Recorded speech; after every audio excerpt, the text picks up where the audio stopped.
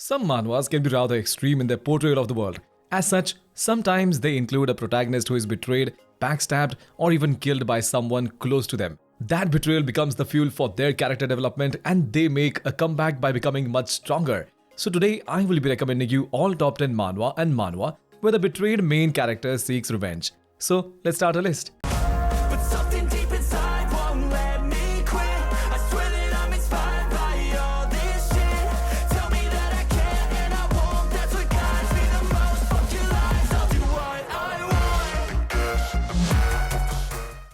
Coming at number 10 we have Rebirth of the Strongest Sword God. Xing Feng was one of the strongest player of the online game God's Domain. But one day he gets betrayed by his own guild, and after a night of heavy drinking he wakes up to find himself 10 years in the past when God's Domain had just been released. Now with the past life's memories and his 10 years of experience, Xi Feng starts off on a journey back to the pinnacle once more, and this time he won't be controlled by others. Both the art and the story of this manhwa is quite decent. The main character is strong right from the start and uses his knowledge of the game to his utmost advantage. The action scenes are decent, but the pacing of the story is slow and it is filled with arrogant side characters. So give this a try if you have nothing else to read. Coming at number 9 we have Beast Master of the Ages. Li Tianming was an untalented beast master who gets betrayed by his girlfriend and loses his pet beast. But he gets a chance to exact a revenge when he luckily obtains a primordial chaos beast as his next pet. Now he begins his ascension to become the #1 beast master by journeying across many different worlds. This is a monster tamer manhwa mixed with cultivation. The main character is a simp at the start but changes completely after getting betrayed and crippled by his lover. And just like other cultivation manhwas, the side characters here are arrogant but get put to their place after getting beaten by the main character. Coming at number 8 we have Demon Defense Agency. After demons mysteriously appeared and started to terrorize society, an elite task force was formed to deal with the outbreak of attacks. Fighting with special weapons crafted from the cores of the demons they hunt down, the Demon Defense Agency was humanity's last hope, and the protagonist Atlas was the world's greatest defender with the most confirmed kills. But after discovering a dark secret about the task force, he has no choice but to fight against them and show their truth to the world. This is a monster and hunter manhwa with a bit of twist in its plot. The main character is really strong but is not that smart and second guesses himself quite often. And although its art is not that good, it becomes better during fight scenes. So if you're looking for a manhwa with a strong main character, then this one is for you. Coming at number 7 we have Painkiller. After the appearance of the god of justice Leto, peace and order was finally brought to earth, or at least that's what everyone thought. Tio was one of the many people who believed in this lie but sees the truth after watching his lover getting killed by one of the angels that worked under the god of justice. Now he vows to take revenge and kill that angel using the power given to him by the god of darkness. Both the art and the story of this manhwa is good. The main character is dumb at the start but goes through major character development and turns into a badass. The side characters are well written and the fight scenes are also quite decent. The ending was a bit rushed, but this was still a pretty good read and I'll highly recommend you to give it a try. Coming at number 6 we have Drama Writer Who Reads Spoiler. Zhang Yunji was a 6th-year drama assistant writer who gets his script stolen by his teacher Kim Taejin right before his debut. Filled with anger, Yunji quits his job and tries to look for a way to knock Taejin down, but with the lack of influence and power, there was no hope for revenge. But just when he decides to give up, a miracle befalls him that gives him a power he never thought was possible. This is a unique modern world system manhwa. Both its art and story is good. The main character here has clear goal and isn't stupid. He uses his system efficiently and looks for a proper chance before doing anything. Overall, this was a good read, so you should definitely give it a try. Coming at number 5 we have Untouchable Lady.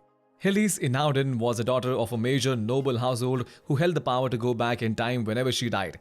She has lived 7 times so far and in all lives she was treated as garbage and betrayed by people close to her. But in her 8th regression, she no longer bends to the scheming nobles and with the sacred power passed down from her lineage, she is ready to pay back everyone that were responsible for her many deaths. This is a really unique regression manhwa with beautiful art and a really interesting storyline. The main character was a wimp despite living many lives, but in her 8th life she changes completely and becomes a cold-blooded person.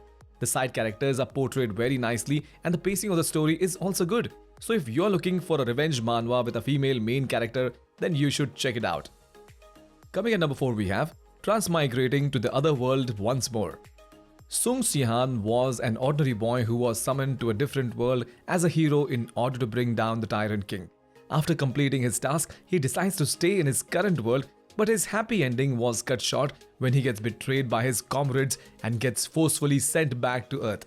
However, he returns to his world 10 years later and now he is ready to take revenge. The art of this manhwa is good and its story is quite decent. The main character is overpowered right from the start and defeats all of his enemies with ease.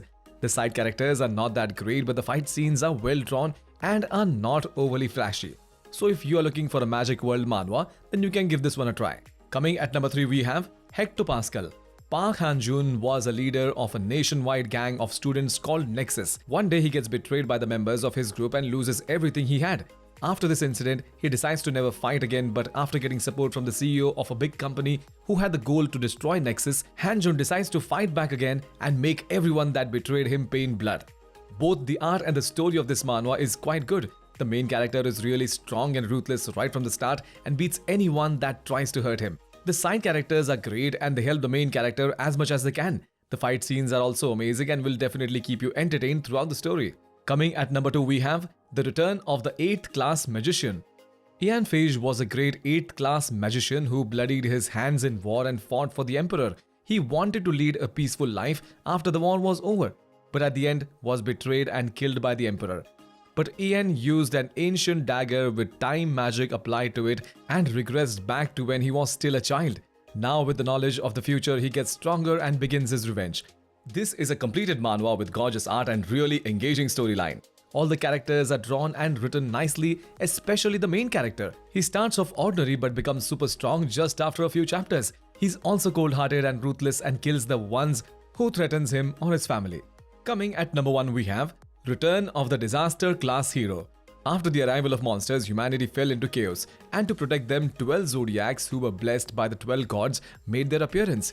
But the protagonist Lee Jeon was the 13th zodiac who awakened without any god's blessings, and to everyone's surprise, he was the strongest among the 13 zodiacs.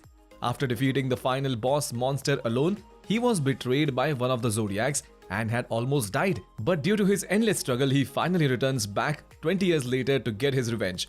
The art of this manhwa is awesome and its story is different than other generic monster and hunter manhwas.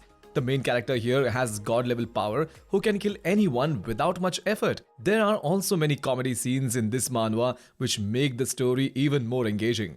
That's it for today's video. Thanks for watching and I will see you in the next one.